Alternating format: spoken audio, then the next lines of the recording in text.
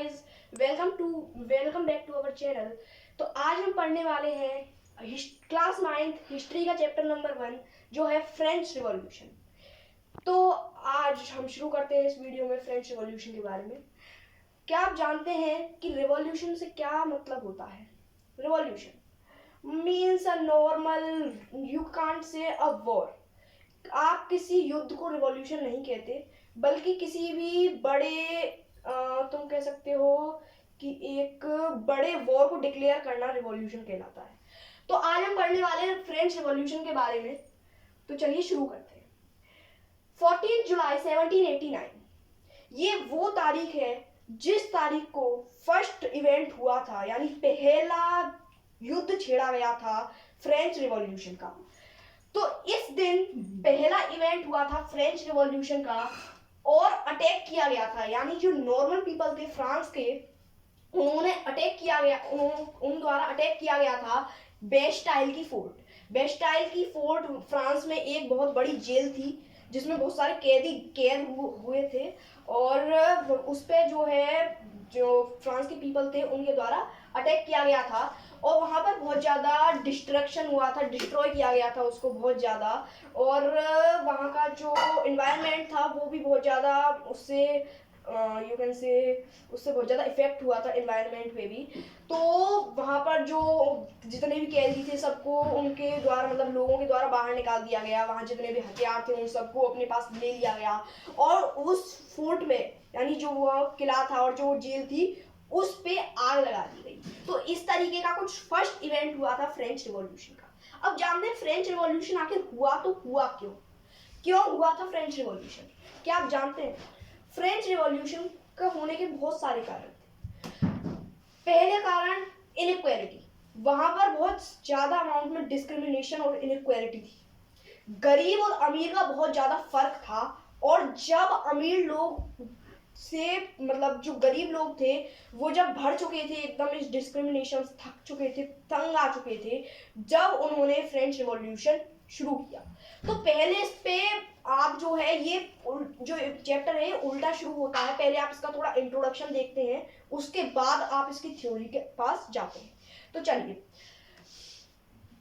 जो लुई 16 था वो फ्रेंच रिवॉल्यूशन के टाइम पे राजा था फ्रांस का, और उसको गद्दी पर राजगद्दी जो है बहुत जल्दी ही मिली थी। लेकिन जब उसे राजगद्दी मिली फ्रांस की, तो उसने क्या देखा? उसने देखा कि फ्रांस का जो तिजोरी थी वो एकदम खाली थी। उसने जब दूसरे मंत्रियों से जानकारी की कि इसके पीछे क्या कारण है, तो उनको पता चला कि उसके पीछे बहुत सारे कारण हो सकते थे। जैसे फ्रांस में पहले बहुत सारी लड़ाइयां की गई थी दूसरे राजाओं द्वारा, जिस वजह से वहां का जो तिजोरी का खजाना था, एक्सपेंडिचर था, वो बहुत ज्यादा बढ़ा था, वहां का खर्चा बहुत ज्यादा बढ़ा था। दूसरा कारण cost of maintain extravagant court. जो राजा थे पहले और जो ये लुई 16 था, ये जो है बहुत एक्स्ट्रावेगेंट का मतलब होता है बहुत महंगे महलों में रहा करता था, और जिसको मेंटेन करना बहुत ज्यादा टफ था उसके लिए भी। Okay, third reason, France have a loan of more than billions of livres. यानी फ्रांस के पास जो है बिलियंस ऑफ लीवर्स जो है वो करेंसी है फ्रांस की। तो फ्रांस के पास बिलियंस ऑफ द लीवर्स का लोन बढ़ गया था। किस वजह से? ये 3 रीजंस बताए यहाँ पे। जो है बहुत ज्यादा, मतलब जो लड़ाइयाँ होती थी उन वजह से, एक्स्ट्रावेगेंट कोर्ट यानी बहुत खर्चीला कोर्ट, बहुत महंगा कोर्ट था उस वजह से, और इस वजह से जो फ्रांस के राजा थे उन्होंने बहुत सारा लोन लिया था, और जब लोन को टाइम पर नहीं पटाया गया, टाइम पर नहीं एक्सपोज किया गया, तो उसलिए वहां के जो लोनर्स थे, यानी जिनसे लोन लिया गया था, उन्होंने अपना इंटरेस्ट लगाना शुरू कर दिया। कितना इंटरेस्ट?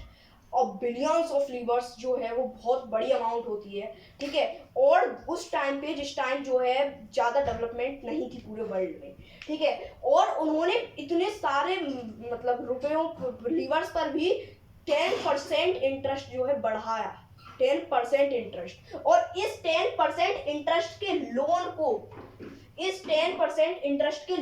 को जब उन्होंने पूरा किया, तो जो तिजोरी थी उनकी वो बिल्कुल खाली हो चुकी थी। अब लुई 16 ने देखा कि भाई ऐसे मेरे राज में जो है भूखमरी आएगी और लोगों को खाना नहीं मिलेगा, ये होगा वो होगा, क्योंकि हमारे पास खजाना नहीं है, और अगर किसी दूसरे राज्य ने हम पर हमला कर दिया तो फिर हम तो बिल्कुल ही गायब हो जाएंगे इस दुनिया से, फ्रांस का नामो निशान नहीं रहेगा।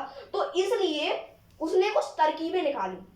जो लुई 16 था उसने कुछ तरकीबें निकाली। उसने सोचा कि अगर हम जो क्या कहते हैं, जो फार्मर्स हैं और जो वीवर्स वगैरह हैं, मतलब जितने भी बिजनेसमैन हैं, और उन पर हम टैक्सेस पे करना शुरू कर देते हैं। टैक्सेस तो पहले भी पे हो रहे थे, लेकिन उसने कहा कि अब हम जितना भी प्रोड्यूस करेगा उसका 10% वो हमको देगा, यानी बहुत अब बड़े अमाउंट में 10% बहुत होता है, ठीक है। तो जब 10% पे करने की बोला उसने, तो भाई अब जो लोग थे वहाँ के, जो फार्मर्स थे, जो बिजनेसमैन थे और जो अलग आर्टिशंस वगैरह थे, वो लोग सोचने लगे भाई 10% हमको तो बहुत देना होगा, ये तो हमारे लिए घाटे में जाएगा, ठीक है। लेकिन उनको इस टाइम पे इतनी नॉलेज नहीं थी कि उनके साथ गलत क्या हो रहा है। वो पे कर रहे थे आराम से, ठीक है, वो पे कर रहे थे और उनके लिए बहुत हार्ड पड़ रहा था पे करना। अब बात थोड़ा अलग करते हैं। तो जो फ्रांस था ना, उसको तीन ई स्टेट्स मतलब आप कह सकते हैं तीन मेन ग्रुप्स ऑफ पीपल। जो फ्रांस था उसको तीन ग्रुप में बांटा गया था। First E state, second E state and third E state, ये तीन ग्रुप थे जिसमें फ्रांस को बांटा गया। फर्स्ट ई स्टेट में वो पीपल्स आते थे जो तुम कह सकते हो जैसे पुजारी वगैरह जो होते हैं, चर्चेस में जो पूजा करते हैं, वो सब आते थे। सेकंड ई स्टेट में उन लोगों को जगह दी गई जो राजा की फैमिली से बिलोंग करते थे या फिर थोड़ी ज्यादा अमीर हुआ करते थे, उनको सेकंड ई स्टेट में रखा गया। थर्ड ई स्टेट में रखा गया बिजनेसमैन,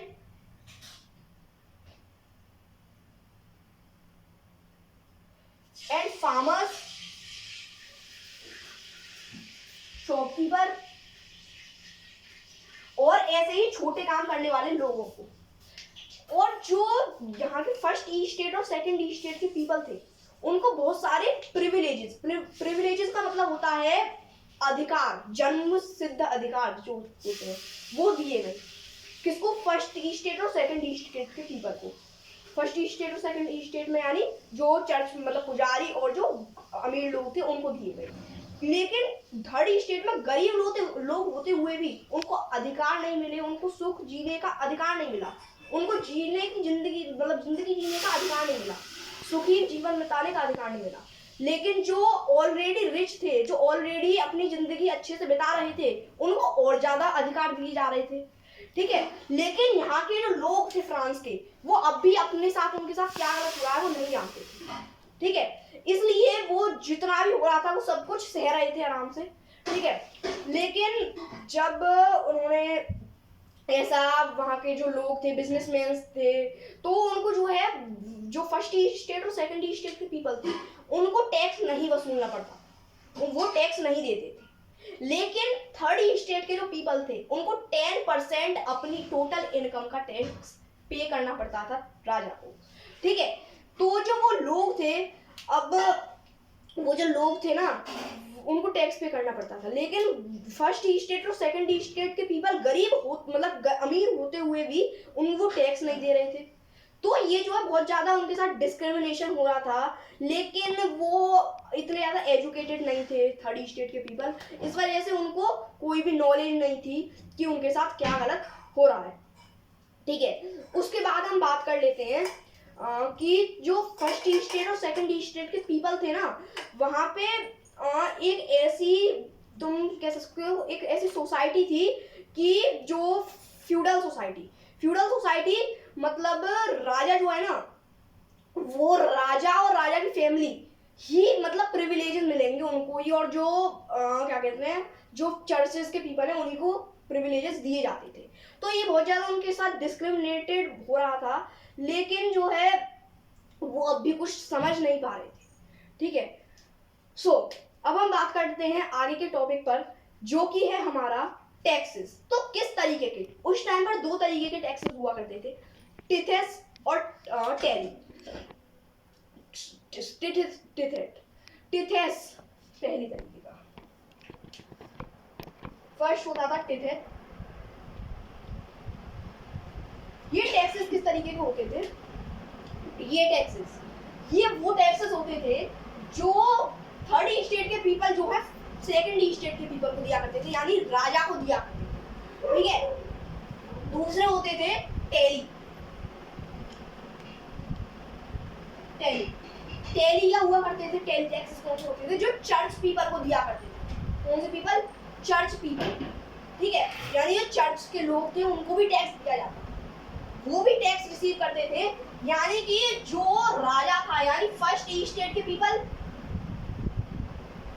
और सेकंड स्टेट के पीपल दोनों ही क्या कर रहे थे, इंक्रीज कर रहे थे। और जो थर्ड स्टेट के पीपल थे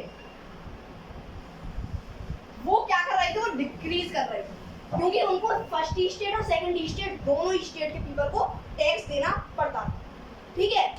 तो ऐसे ही अब वहां पर जो है डिस्क्रिमिनेशन उनके साथ होता रहा और धीरे धीरे अब वो जो है प्रॉस्परस होते जा रहे थे, ठीक है। तो वो जो है धीरे धीरे होते जा रहे थे, ठीक है। तो अब हम बात करते हैं, अब हम अपने अगले वीडियो में मिलते हैं पार्ट देखने के लिए। तो अब हम मिलते हैं अपने अगले वीडियो में। देखते रहिए हमारी वीडियो को, like subscribe and share our channel.